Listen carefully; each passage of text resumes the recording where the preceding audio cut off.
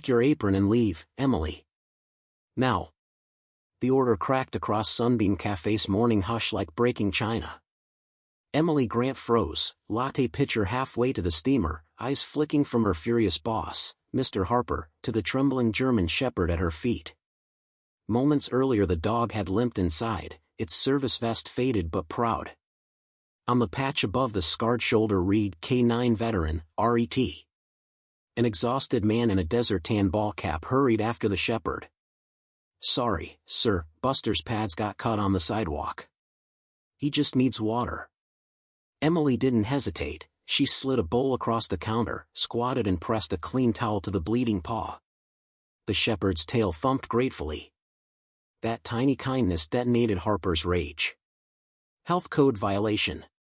No animals. And you, he jabbed a finger at the veteran's chest, take your mangy mutt outside. Emily straightened, cheeks burning. He's a service dog. The law. The law? Harper sneered. My cafe, my rules. He tore the towel from her hands, flung it aside, and hissed the words that upended Emily's life, you're fired for insubordination. Gasps fluttered among early patrons. Phones appeared, someone shot a video as Harper shoved a tip jar into Emily's arms like severance. Buster whined. The veteran, Staff Sergeant Tom Reyes, USMC, RET, opened his mouth, but Harper's door slam cut him off. Outside, the city's cool dawn felt suddenly raw. Emily knelt, bandaging Buster with her last barista rag. Don't worry, boy. I won't let you bleed. Tom's voice cracked. Ma'am, you just lost your job over us. All I did was help, she whispered. 2 blocks away, a college student uploaded the 30-second clip, barista fired for aiding vet's dog, and tagged a popular military forum. At 8:11, the video pinged phones on Camp Falcon, 20 miles south. 3 squads finishing PT watched Harper's rant on loop. Gunnery Sergeant Carla Marino's jaw tightened. Tom Reyes had once dragged her from a burning Humvee in Helmand Province. Mount up, she growled, grabbing her cover. We're taking a little field trip to Sunbeam Cafe. Engines roared. 12 Marines piled into 2 Humvees, still in camo, still sweating. By 8:27 traffic cams caught them turning onto Maple Street. Sirens? None. Authority? Irrefutable. Inside Sunbeam, Harper poured himself victory espresso, oblivious to the approaching rumble.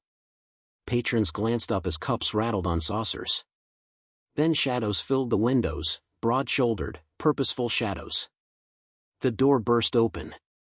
Gunnery Sergeant Moreno stepped in first, voice cold as steel. Which one of you threw out Staff Sergeant Reyes and his dog?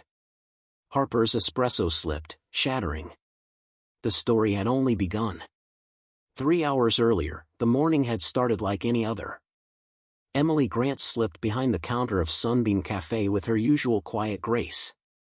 She wasn't loud or flashy, but she remembered everyone's order and always added a bit of kindness on the side. To the old man who sat by the window reading war novels, she brought an extra biscuit. To the mom juggling twins, she offered a seat and a smile. But today felt different. The sky was overcast. The coffee grinder jammed twice. And Mr. Harper, normally sour but tolerable, was in a fouler mood than usual, barking orders before Emily could even clock in. Wipe those tables again. And for God's sake, no more dogs. Last week that Pomeranian nearly cost me a health inspection. Emily bit her tongue. Sunbeam Cafe might have had charm, but Harper ran it like a boot camp with no heart. Still, it was a paycheck. And she needed every penny. At exactly 7:56 a.m., the bell above the door chimed. Emily turned, expecting a sleepy commuter. Instead, she saw a man in faded jeans and a sand-colored cap step inside, his face lined with experience. Beside him, a German shepherd limped, tongue lolling, blood marking its paw prints on the tiled floor. The cafe went quiet. Harper's head snapped up. His expression soured. Emily moved first. Here, boy, she said gently, sliding around the counter with a bowl of clean water. The dog's tail wagged once as he slumped to the floor, clearly exhausted. "His name's Buster," the veteran said quietly. "We were at the VA for a checkup." He cut his paw on a broken bottle outside. "I'll grab a towel." Emily nodded, ignoring Harper's glare. She knelt beside Buster and gently lifted the wounded paw, cleaning it with care like she'd done for her family's old lab years ago. The dog nuzzled her hand. "He's retired military," the man added. "We both are." Emily smiled up at him. "Then you're both heroes." But Harper didn't see it that way. He strode over, red-faced. "Get that filthy animal out of my cafe." Emily looked up, shocked. "He's a service dog. I don't care if he's Lassie. You're breaking code. And you," he jabbed at the vet, "you're trespassing." The room tensed. Even the regulars looked appalled. "Sir," the veteran said calmly, "he's registered. I have the papers." "I don't give a damn about your papers." Harper's voice rose. "And you," he turned to Emily, "are fired for disobeying a direct order." That's when someone pulled out their phone. "You can't do that," Emily said quietly. Her hands shook, not from fear, but disbelief. Harper didn't answer. He ripped off her apron and shoved it into her chest. "Out. Now." Outside, on the curb, the veteran knelt beside Emily as she comforted Buster. "You shouldn't have done that," he said, his voice full of guilt. "You lost your job because of me." Emily shook her head, brushing Buster's ear. "I lost my job because someone forgot what decency looks like. You two didn't do anything wrong." A moment later, the video went live. Titled, "Barista Fired for Helping a Bleeding Veteran's Dog." Within minutes, it started spreading like wildfire.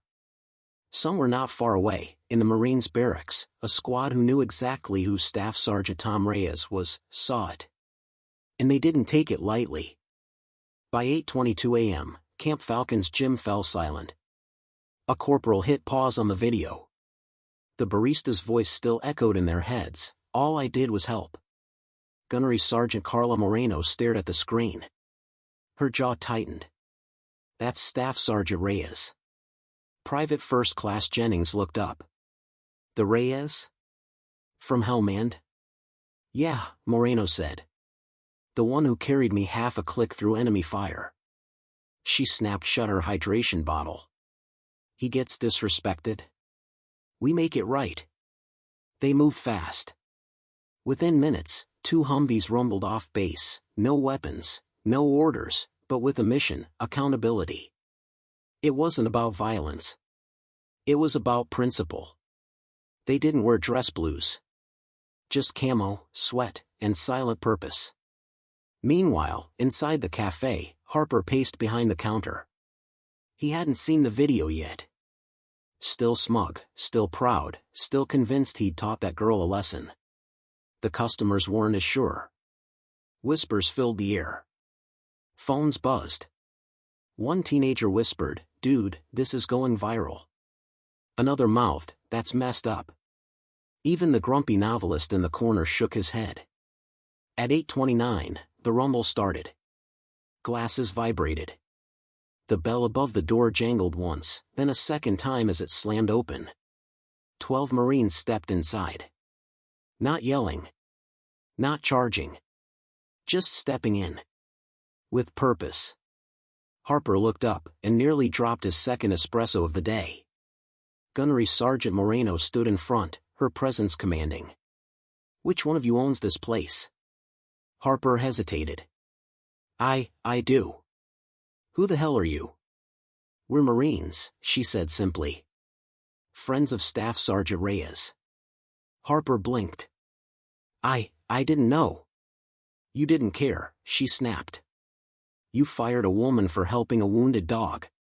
A military service dog. Belonging to a decorated combat veteran." The cafe was dead silent. No one sipped. No one moved. Moreno stepped forward. Her voice didn't rise, but every word hit like a hammer. "Let me guess, you thought no one would notice? That someone like Tom Reyes, who gave everything for this country, didn't deserve a moment of kindness. Harper opened his mouth. No sound came out. We're not here to cause trouble, she added. But you owe that girl an apology. And so does every person who stood by and watched you humiliate her for doing what's right. Behind her, the squad stood tall. Men and women of all backgrounds, arms crossed, eyes sharp. Harper sputtered. Look, this is a misunderstanding. The dog, it was bleeding. It's a health risk. Moreno stared at him. You think that's the problem? Not your lack of compassion? Not firing the only person here who acted like a human being? Harper looked around. No allies. Just staring eyes. Silent judgment. At that moment, Emily returned. She hadn't meant to. She was halfway home when she saw the video going viral and turned back, heart pounding, unsure why. Now, she stood in the doorway. Eyes wide. Confused. And then she saw them, the Marines. Standing for her. Is this her? Moreno asked. Tom Reyes stepped in behind Emily. Yeah. That's her. The woman who helped my dog when no one else would. Moreno nodded. Then she deserves to hear it. Harper looked at Emily. I made a mistake. No, she said quietly, her voice steady. You showed your true colors. For one pulsing heartbeat, the cafe was a diorama, 12 Marines motionless, stunned customers blinking, Harper swallowing his own ego, and Emily lingering in the doorway like a question mark. Then the world outside caught up. Somebody pushed through with a boom mic. Another wielded a DSLR on a shoulder rig. Local Channel 7 had raced 2 blocks after catching the viral clip. A freelance streamer had gone live from the sidewalk. Red tally lights glowed. The bell over the door clanged non-stop as curious passers-by piled in. Emily's cheeks flushed. An hour ago she'd been invisible behind a milk frother, now lenses tracked her every breath. Are you the barista? A reporter asked, shoving a mic toward her. She saved the dog, someone shouted. Make a statement, another barked. Gunnery Sergeant Moreno lifted a palm, command without shouting. Back up. The lady speaks when she's ready. Reporters actually obeyed. Marines flanking the espresso machine can have that effect. Harper cleared his throat. Look, the dog was bleeding, health codes, my insurance. Tom Reyes stepped forward, voice calm but iron-edged. Health codes allow service animals, even injured ones. What you broke wasn't policy, it was basic decency. Murmurs of agreement rippled through the crowd.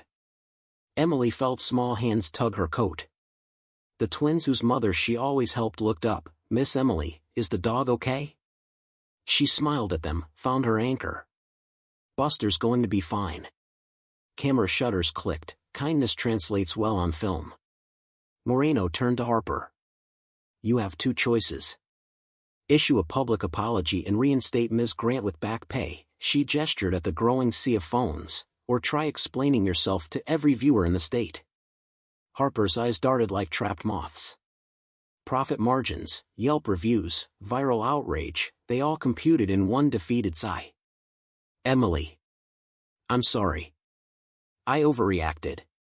Please, come back. With a raise. A gasp fluttered through the room. But Emily's answer came quickly, evenly. I appreciate the apology, Mr. Harper. I accept it. The job. I'll need to think about. The reporter seized the opening. Emily, the internet's hailing you as a hero. What do you want people to take from this? She glanced at Tom, at Buster, now calmly sipping water from a new stainless steel bowl a patron had bought. It's simple, she said, voice steady now. Kindness isn't a luxury item you add when convenient. It's the bare minimum. If we forget that, uniforms and titles don't matter. Applause burst, spontaneous, unforced. Even a few of the kitchen staff clapped, eyes shining. Outside, sirens wailed, not police, but an animal rescue van summoned by a viewer who'd seen the live stream. A vet tech hurried in to check Buster's paw. Harper didn't protest. He unlocked the till and paid for the treatment on the spot, penance in paper bills. Inside 10 minutes, Sunbeam Café's Google rating flipped from 4.2 to 1.8. But donations for Buster's recovery hit $1,000 and climbing. Moreno's phone buzzed. Camp Falcon's commander had approved emergency leave. Finish what you started. Semper Fi. The Marines would stay as long as needed. Emily exhaled, adrenaline ebbing. Behind the counter, the espresso machine hissed, business as usual trying to resume. Yet nothing was usual anymore. Then her own phone chimed, message from Grounded Roots Roastery. Saw what you did. We're opening a second location. Want to manage it? Full benefits. Dog-friendly, obviously. Emily's fingertips tingled. The story was still unfolding, and for the first time she sensed it might turn out brighter than she'd ever dared hope.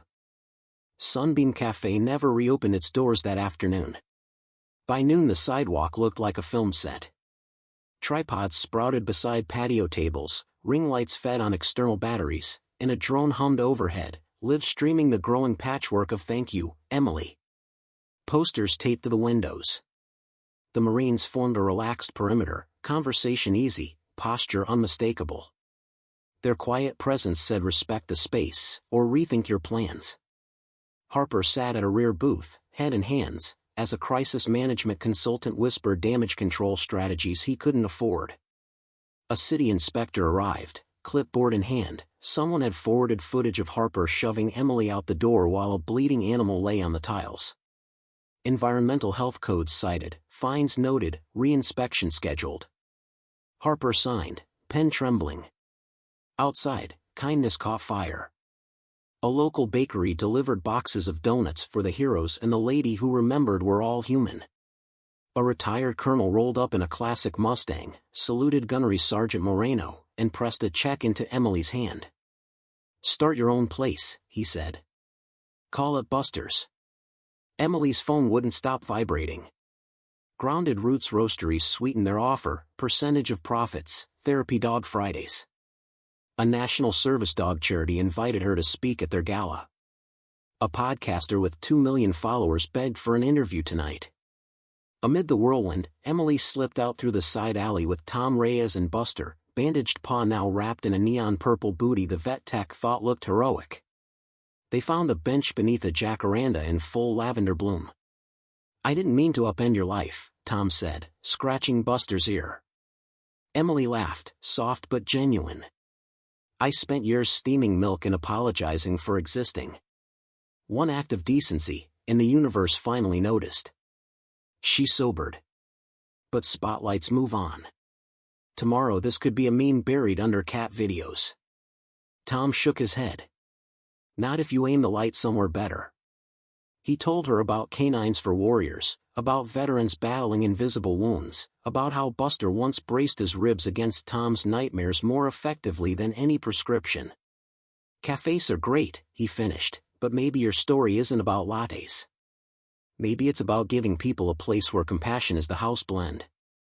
Emily felt the idea root inside her, half terrifying, half exhilarating. A sudden cheer erupted near the entrance. Harper had stepped outside to read a prepared apology. Cameras zoomed, mics thrust forward.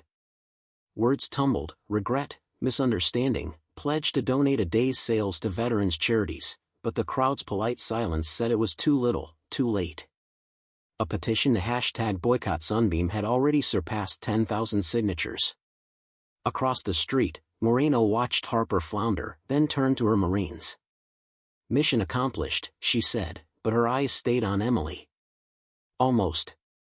Evening light slanted gold when Emily re-entered the cafe for one last task. She approached Harper, who rose instinctively, expectant. I accept your apology, she said, but I won't be staying. She placed her barista nameplate on the counter, then added the colonel's check on top of it. Harper stared, speechless. Emily faced the customers still inside. Sunbeam isn't closing, she announced. But tomorrow a pop-up will open across town. First day's proceeds go to service dog medical funds. I'll be behind the cart. If anyone wants coffee brewed with empathy, come find us. Cheers drowned out Harper's consultant's gasp. Moreno saluted Emily with her travel mug. The Marines barked a good-natured aura, even the cameras couldn't resist. Night settled, but the story refused to sleep. Hashtags morphed into action links, volunteers offered trucks, beans, graphic design skills. Emily accepted help freely, pride had no place where community bloomed. Under streetlights, Tom and Buster escorted her to the bus stop. "You sure about this?" he asked.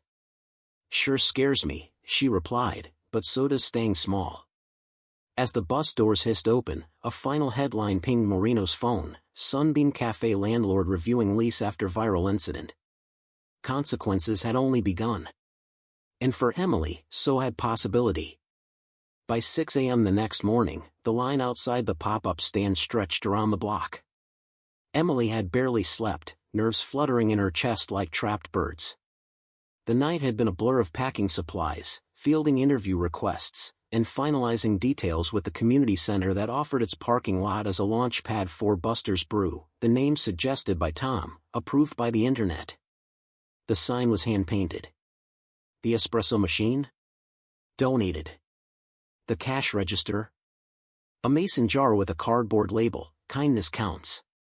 Emily wore no uniform, just jeans, a t-shirt that read "Be the reason someone believes in good," and a borrowed apron with paw prints. Buster sat proudly by her feet, paw bandaged, tail swishing like he knew he had partial ownership of this new venture. The Marines showed up at 6:15. Moreno saluted with her travel mug. "Permission to caffeinate?" "Permission granted," Emily laughed. "One hazelnut flat white, right?" "Still remember," Moreno said, impressed. Better memory than most sergeants. People clapped when she handed Moreno her cup. They took pictures, again. This time, it felt earned. But not all the attention was easy. By 7 a.m., a sharply dressed man in sunglasses approached the cart. He didn't smile. Didn't order. Just handed Emily a letter with a gold-embossed seal. "Cease and desist," he said flatly. Sunbeam Café trademarked the name Sunbeam Beans. "Your slogan is too similar." Emily blinked. "I didn't use that phrase." "Still close enough to confuse customers," he said, already walking off. Whispers spread. Cameras clicked. The crowd murmured with tension.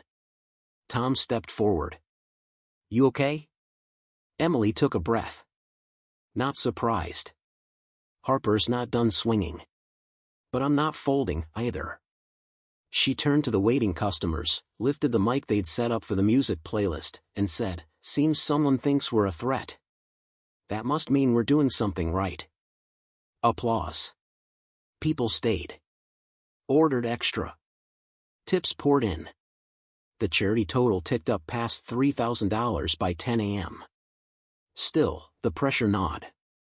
Emily knew she'd need legal help. Insurance. Permits. A business plan that went beyond borrowed tables and borrowed time. The momentum was real, but fragile. Tom offered his pickup truck for coffee deliveries. Moreno connected Emily with a veteran-owned accounting firm. And a local law student slid her a card, pro bono if it's for the dog. By noon, someone brought a whiteboard with sticky notes. Community ideas for Buster's Brew. Therapy dog meetups on Saturdays. Pay it forward coffee wall. Vet discounts. A kind cup where people can write thank you notes to strangers. Emily stared at the board, heart swelling. But she also saw the burnout approaching like a storm front. If she wanted to keep this going, she'd need to step fully into the unknown. No more side gigs. No safety net. As she wiped counters and watched Moreno joking with a kid in a camo hoodie, Tom leaned beside her. "What you started? It's real. Bigger than coffee. But you'll need help." Emily nodded. "I know. I think I'm ready."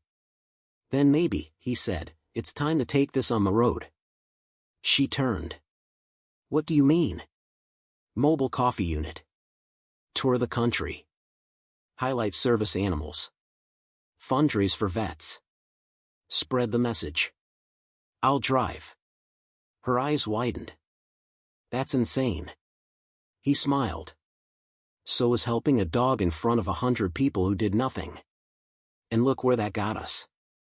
Emily looked around at the line still stretching, the whiteboard filling with hope, and the dog curled loyally at her feet. The question wasn't if she could. It was, will she dare? 3 weeks later, the first kindness tour van pulled out of the city. Painted in soft earth tones with a bright paw print over the door and the phrase Buster's Brew, powered by purpose on the side, it looked less like a food truck and more like a promise. Inside, Emily stood behind the espresso bar, same warm smile, same steady hands, but now something in her had shifted. She wasn't just a barista anymore. She was a voice. Beside her sat Buster, tail wagging in the passenger seat like he owned the road ahead. Behind the wheel, Tom grinned, military precise in his turns, radio softly humming a country ballad about starting over. On the dashboard lay a photo of the Marines outside Sunbeam Café, arms crossed in solidarity. Their first stop, a veterans resource center in a small town Emily had never heard of. She didn't care about foot traffic or influencers. She cared that someone there might need a warm drink and proof that people still cared. Word had spread faster than she imagined. Crowds weren't the goal, but they came anyway. Mothers brought kids to pet Buster. Old soldiers teared up as they read the story printed on the side of the truck. Some told her about their own service dogs. Others said nothing, just left quiet tips with thank you notes folded inside. One man gave her a purple heart pin. "It's not for you," he said, eyes misty. "It's for what you remembered." Emily never put it on her jacket. She pinned it on the wall inside the van, beside a photo of herself in the cafe that day, holding Buster's paw while everyone else looked away. She kept every note. Even the one written in crayon. "Thank you for being nice to the doggy. You are my hero. Lily, age 6. The tour took shape, city by city. Local news followed. Donations from sponsors arrived, asking nothing in return. A small coffee company pledged to supply beans forever, as long as kindness is your brew. And back in her old neighborhood? Sunbeam Cafe shut its doors within a month. Harper sold the lease and disappeared from local chatter, replaced by a new community bakery where a portion of sales went to vet support. Some whispered that it was poetic justice. Emily just smiled and wished him peace. One night, weeks into the tour, Emily sat on the roof of the van beneath an endless canvas of stars. Tom handed her a steaming cup. "You realize," he said, "you didn't just help a dog. You reminded people how to care again." Emily looked at the steam rising, the lights in the town below, the silhouette of Buster asleep inside. "I didn't know one small act could echo this far," she whispered. "That's what makes it powerful," Tom replied. "You did it when no one was looking. That's the kind that matters most." She sipped the coffee slowly. Not for the caffeine. For the warmth. For the moment. For everything it meant. And in that stillness, a truth settled in her chest. One cup. One choice. One kindness. That's all it takes to change everything.